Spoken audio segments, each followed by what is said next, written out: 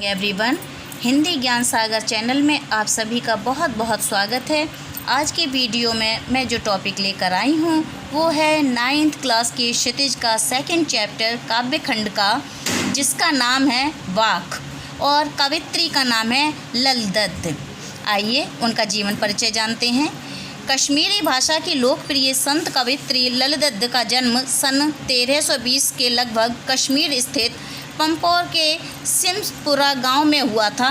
उनके जीवन के बारे में प्रामाणिक जानकारी नहीं मिलती है। ललदद्द को लल्लेश्वरी, लता और लालारिका आदि नामों से भी जाना जाता है। उनका देहांत सन 1391 के आसपास हुआ। ललदद्द की काव्य शैली को बाख कहा जाता है।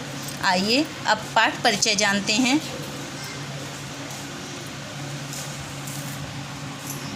प्रस्तुत पाठ में कश्मीरी कवित्री ललदद्द रचित 4 वाक संकलित हैं। पहले वाक में कवित्री ने ईश्वर प्राप्ति के लिए मनुष्य द्वारा किए जाने वाले प्रयासों को बेकार बताते हुए ईश्वर के पास जाने की अपनी तीव्र उत्कंठा को व्यक्त किया है।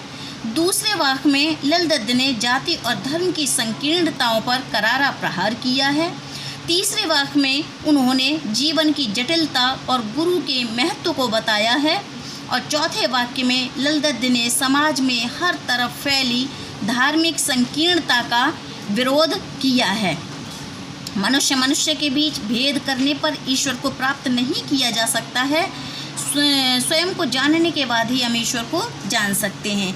ये सब इन्होंने अपने वाक में कहा है। जिस प्रकार कबीरदास जी की जो काव्य शैली है वो है दोहा और सबद, इनकी वाक कहलाती है। आइए अब हम इनके वाक को पढ़ते हैं।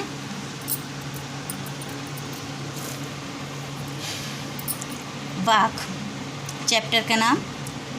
प्रस्तुति नीतू सिंह सोलंकी। रस्सी कच्चे धागे की खींच रही मैं नाव, जाने कब सुन मेरी पुकार, करें देव भवसागर पार। पानी टपके कच्चे सकोरे, व्यर्थ प्रयास हो रहे मेरे, जी में उठती रह रहे हूक, घर जाने की चाह है घेरे। जो रेखांकित शब्द हैं उनका अर्थ जानते हैं। नाव, नाव कहते हैं शरीर रूपी नाव को, यानी नाव को हमने नाव को शरीर के लिए नाव माना है। देव यानी प्रभु ईश्वर, भवसागर संसार रूपी सागर, कच्चे सकोरे मिट्टी का बना हुआ छोटा पात्र जो आग में ना पकाया गया हो। हूक कहते हैं तड़प को या वेदना को। चाह चाहत, घर ईश्वर का परम धाम के लिए कहा है। आइए इसका भावार्थ जानते हैं। कवित्री ललदद्द कहती हैं कि वह अपने जीवन रूपी सागर को पार करने और अपने ईश्वर से मिलन के लिए अपने शरीर रूपी नाव को सांसों की कच्ची रस्सी के सहारे खींच रही हैं।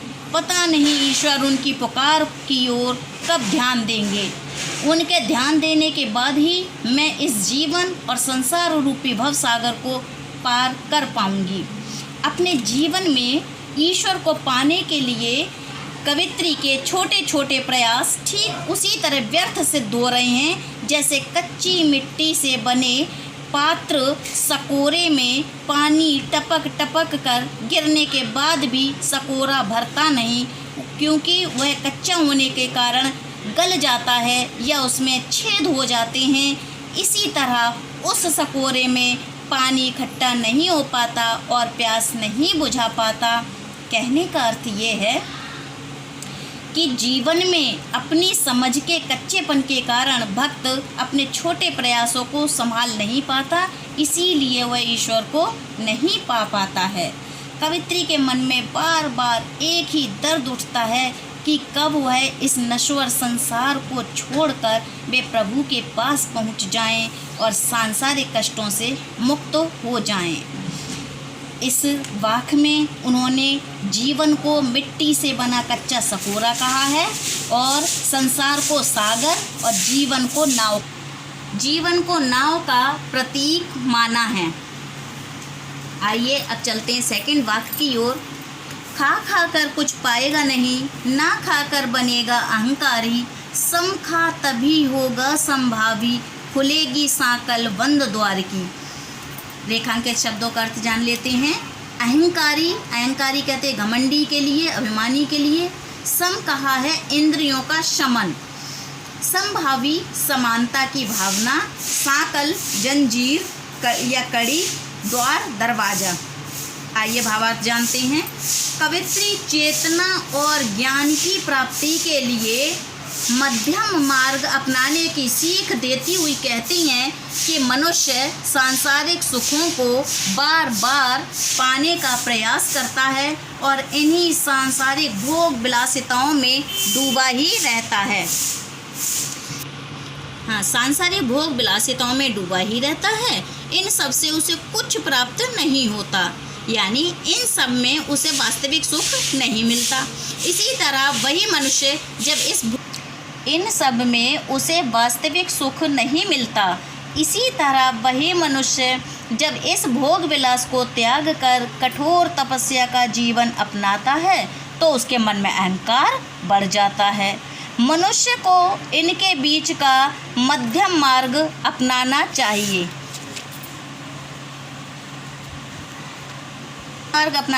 उसे जीवन और ज्ञान के रास्ते पर चलना है तो वह सम पर चले। कवित्री ने सम खाने की बात कही है, यानी वे मन को समान भाव से आगे बढ़ने को कहती हैं और बताती हैं कि अपनी इंद्रियों और मन को अति से बचाकर रखें, तभी मनुष्य संभावी बनता है। और कवित्री यही मार्ग अपनाने से प्रभु प्राप्ति के ज्ञान का बंद दरवाज़ा खुलता है बताती हैं। कवित्री ने इस स्थिति को खुलेगी साकल बंद की द्वार की कहकर इस कविता में ये चीज़ स्पष्ट की है। ये चलते हैं तीसरे वाक्य की ओर। आई सीधी राह से गई न सीधी राह, सुषुम सेतु पर खड़ी थी बीत गया दिन आह। जेब टटोली कौड़ी न पाई, मांझी को दूं क्या उतराई। रेखांकित शब्दों का अर्थ जानेंगे।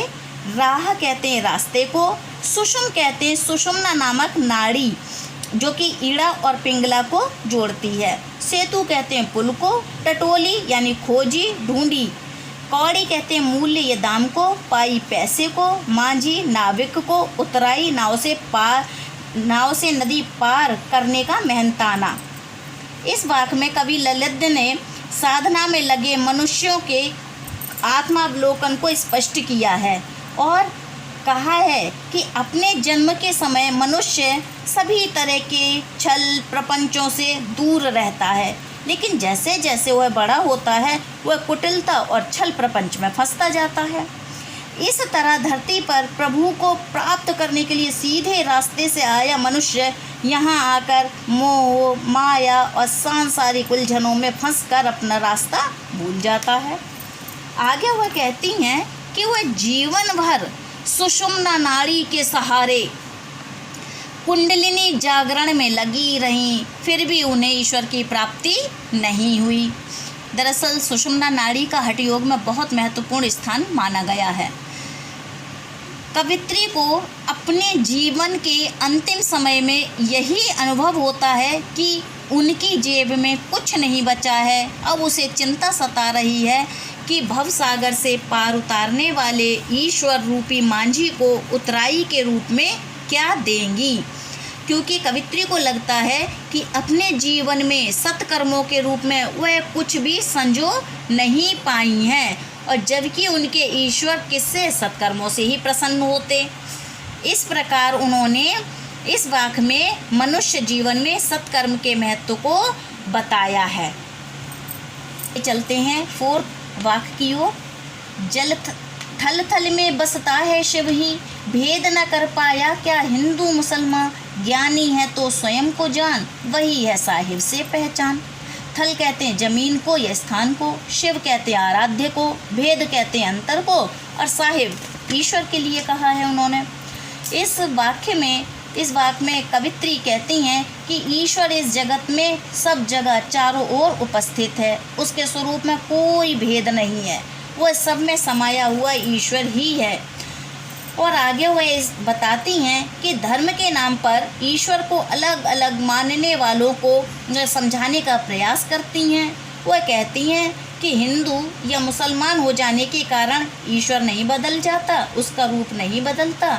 सभी मनुष्यों को धार्मिक आधार पर हिंदू मुसलमान का भेदभाव त्याग कर इस सच को जान लेना चाहिए।